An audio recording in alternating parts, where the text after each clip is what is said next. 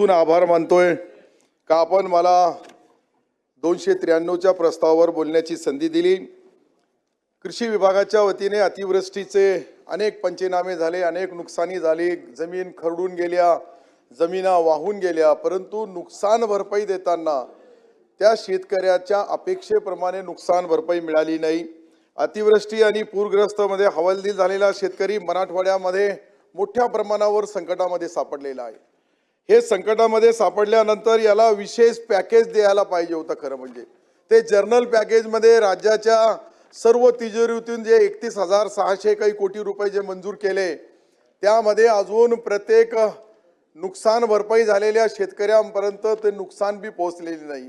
काही ठिकाणी पशुधन जे आहे ते पशुधनाच्या बाबतीत एक निर्णय शासनाचा असा आहे अध्यक्ष महोदय का ज्याची नोंद असेल पशुधनाची त्यालाच नुकसान भरपाई देण्यात येईल, आणि ज्याची नुकसान देताना नोंद नाही त्याच्यामध्ये ही दुरुस्ती करावी। मंत्री महोदय आपण ही केली तर निश्चित जो शेतकऱ्याचा पशुधन एकदा एक्सपायर झाला, तो वारला, तो मेला, तर त्याचा पंचनामा झाला आणि पोस्टमार्टम झाला की त्याला पैसे मिळायला पाहिजे। परंतु दुर्दैवाने अशी नोंदीच्या बाबतीत अनेक वेळेस मी ताईलाही भेटलो, मंत्री महोदयांना त्यांनाही विनंती केली का अशा प्रमाणे पशुधन एकदा शेतकऱ्यांचा दुधाचा असेल, शेती करण्याचा असेल, तो एकदा वाहून गेला किंवा कुठं सापडला नाही तर त्याची ही नोंद ग्रामपंचायतच्या माध्यमातून किंवा पोस्टमार्टम करताना झाला नाही, त्याच्याबद्दल ही चिंता सरकारच्या वतीने शेतकरी चिंतित आहे, त्याला मदत द्यायला पाहिजे। आणि शेतकऱ्यांच्या पीक विम्याच्या बाबतीत तर आता ज्या वेळेस 50%च्या आत हा आणेवारी आली तर त्या ठिकाणी अध्यक्ष महोदय आपण त्यांना नुकसान भरपाई देताना पीक विमा द्यायलाच पाहिजे।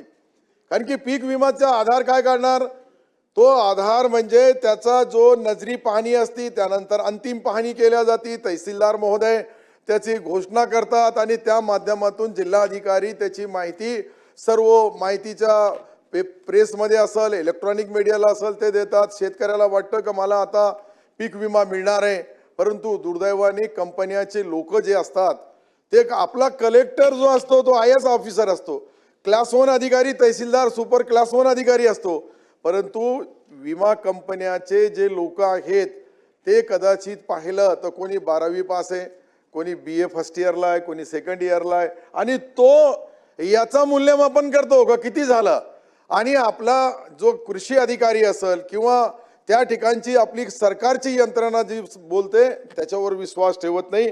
तर याच्याबद्दल ही आपण थोडा बारकाईने एखादी कमिटी नेमावी, आणि एखाद्या कमिटीने नेमल्यानंतर आता प्रधानमंत्री पीक विमा योजना आहे, म्हणजे महाराष्ट्र सरकारचा अर्धा, केंद्र सरकारचा अर्धा पैसा आणि शेतकऱ्यांचा हिस्सा, तिन्ही मिळून आपण जे नुकसान देतोय त्या नुकसानमध्ये त्याचा डिसाईड करण्याचा अधिकार त्या साध्या 5,000 किंवा 7,000 रुपयाचा कर्मचारी करतो। तो कधी कधी शेतकऱ्याशी चिरीमिरी करतो, त्याच्याशीही पैसा मागतो का तुला मी आता या विमामध्ये बसवतो, आणि विमामध्ये बसवण्याचे पैसे घेतो। हे प्रेसमध्ये आला, टीव्हीवर आला, वृत्तमानपत्रामध्ये आला, अर्जुनराव हे अशा पद्धतीने शेतकऱ्याची अडवणूक पिडवणूक करणारे जे लोक आहे यांच्यापासून आपल्याला कायद्याने काहीतरी कठोर निर्णय घ्यावा लागेल। आणि नुकसान भरपाई देण्याची पद्धत काय का 120% म्हणतात, 110% म्हणतात नुकसान देणं, 100% पैसा तर आपल्या सरकारचाच आहे, 50% केंद्राचा, 50% राज्याचा, आणि त्याच्यावर 10% पैसे देतात ते त्याचा वरचा असलं परत सरकारने द्यावं।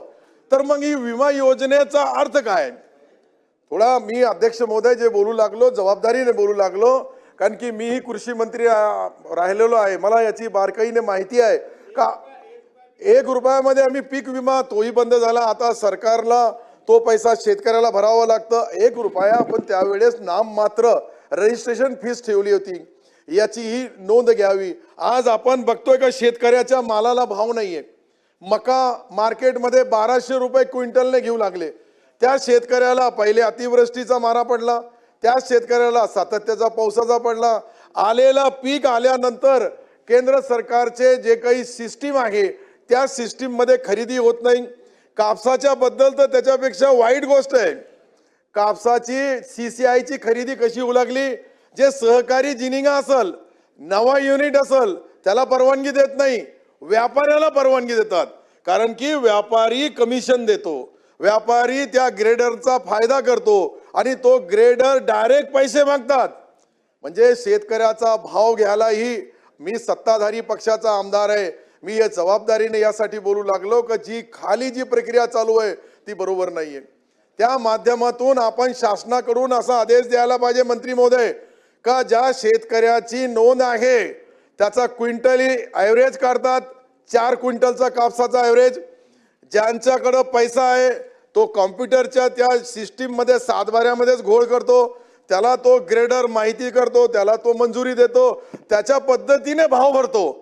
आणि ज्यांनी काही नाही केलं त्या ठिकाणी, कारण की सहकार आहे शेतकऱ्याची, माझ्याच मतदारसंघात 5,000 शेतकऱ्याची जीन आहे, नवीन बजाजचा युनिट आहे, 48 DR आहे आणि हे सर्व असल्यानंतरही त्याला परवानगी, ज्याचा जुना 10 वर्ष अगोदरचा जिनिंग आहे त्याला परवानगी देतात. कारण की त्या ठिकाणी अशा पद्धतीने शेतकऱ्याची जी अडवणूक पिडवणूक चालू आहे अध्यक्ष महोदय, याच्याकडे आपल्याला लक्ष द्यावं लागेल.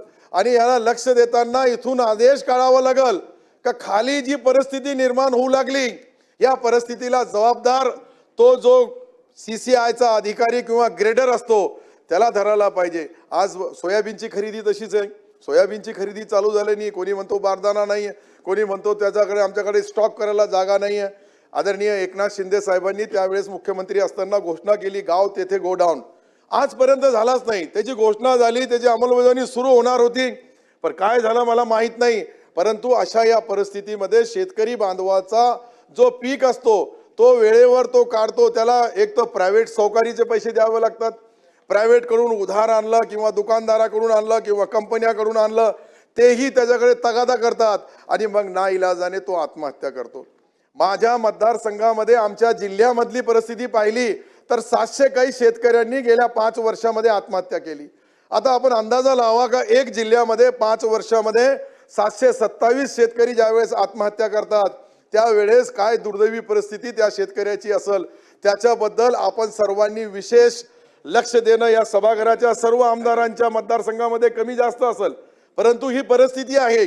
अशा या परिस्थितीवर आपण सरकारने गांभीर्याने लक्ष द्यावं आणि जे नुकसान झालेले शेतकरी आहेत त्या नुकसान झालेल्या शेतकऱ्याची जे काही हेक्टरमध्ये काही एकरमध्ये काही शेतकऱ्यांचं जे आहे ते खराब जमिनीच्या सातबाऱ्यामध्ये खराब लिहिलेलं आहे, त्याच्यामुळे त्यांना पैसा मिळत नाही. धन्यवाद. जय हिंद, जय महाराष्ट्र.